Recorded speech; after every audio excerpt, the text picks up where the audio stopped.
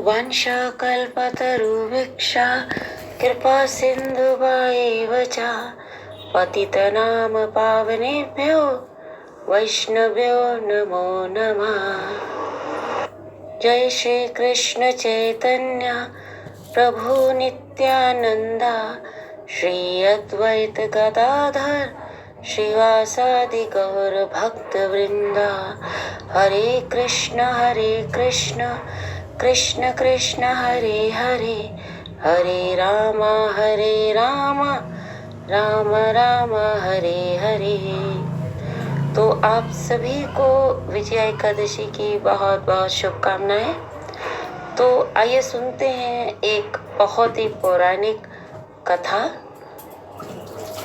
एक बार की बात है, युधिष्ठिर महाराज ने भगवान कृष्ण से पूछा कि हे जनार्दन, फाल्गुन मास के कृष्ण पक्ष में आने वाली जो एकादशी है उसका नाम क्या है और उसको करने से क्या फल मिलता है, और साधारण जनमानस उसको करके कैसे भगवत प्राप्ति को जा सकते हैं, और इस कथा की महात्मा क्या है, कृपया मुझे विस्तार से बताएं।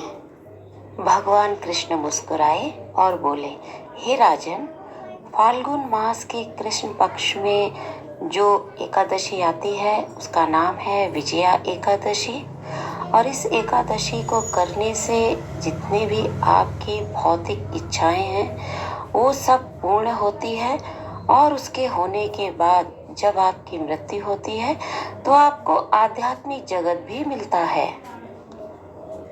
हे राजन, अब मैं आपको इस एकादशी की कथा का वर्णन सुनाता हूँ, जो कि महान ऋषि नारद मुनि ने ब्रह्मा जी से सुना था।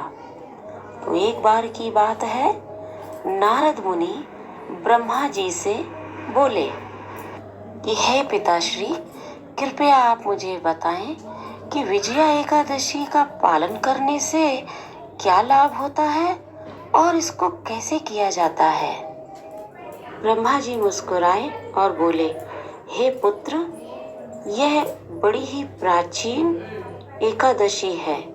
जैसा कि इसका नाम ही विजया है, तो इस एकादशी को करने से हर तरह का विजय प्राप्त होता है।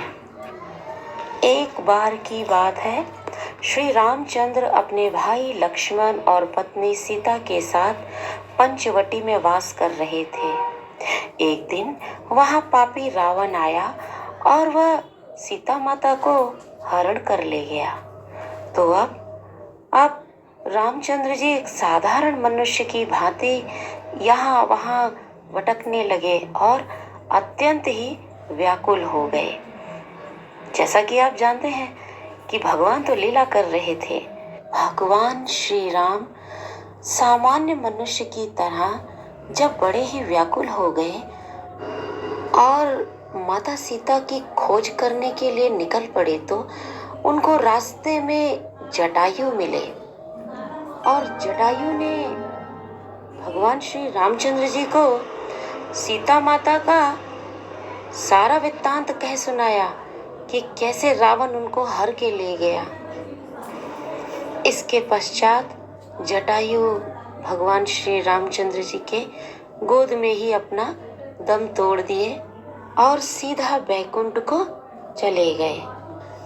कुछ समय बाद वानरों के राजा सुग्रीव के साथ रामचंद्र जी की मित्रता स्थापित हो गई।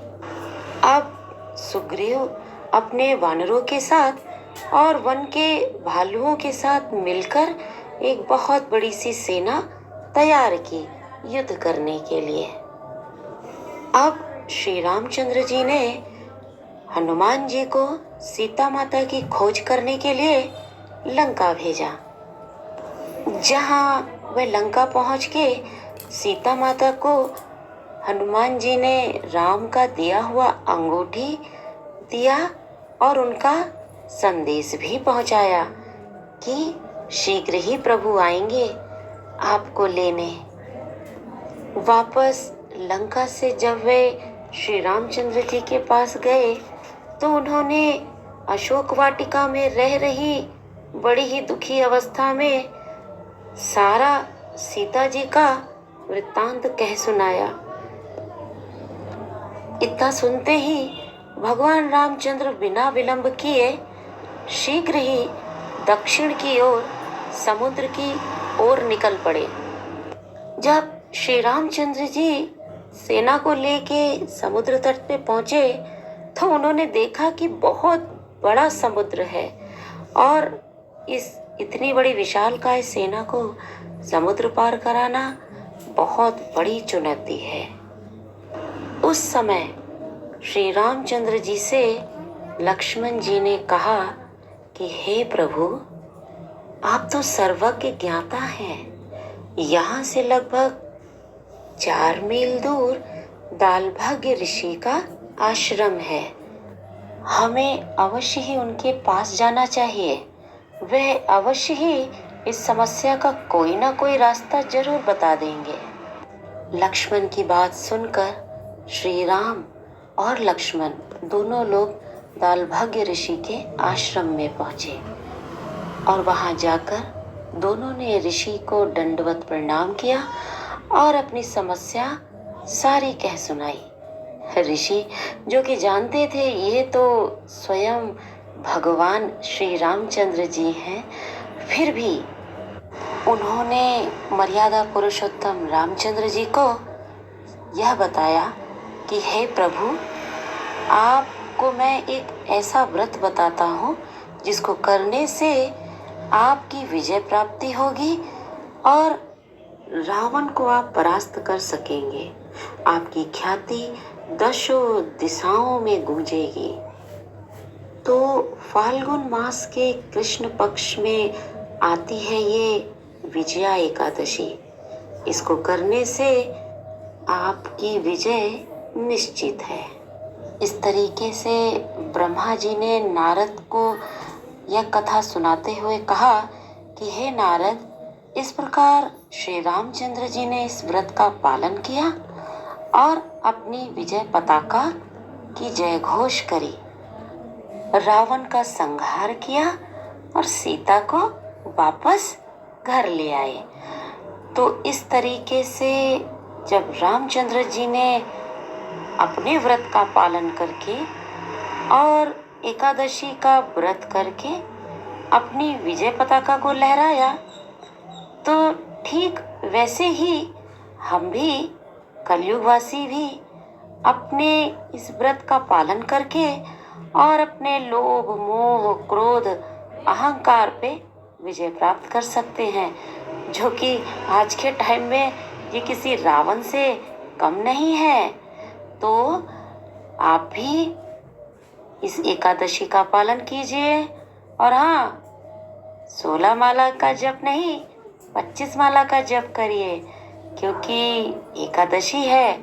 तो हर एकादशी में जैसे हम 25 माला का जप करते हैं और जप में हम कलयुग का महामंत्र नाम लेते हैं, हरे कृष्ण कृष्ण कृष्ण हरे हरे, हरे राम राम राम हरे हरे।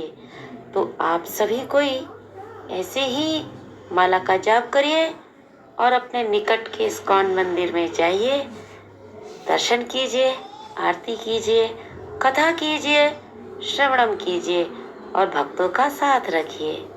तो अपनी बात को विराम देते हुए आप सभी को एक बार फिर विजया एकादशी की बहुत बहुत शुभकामनाएं।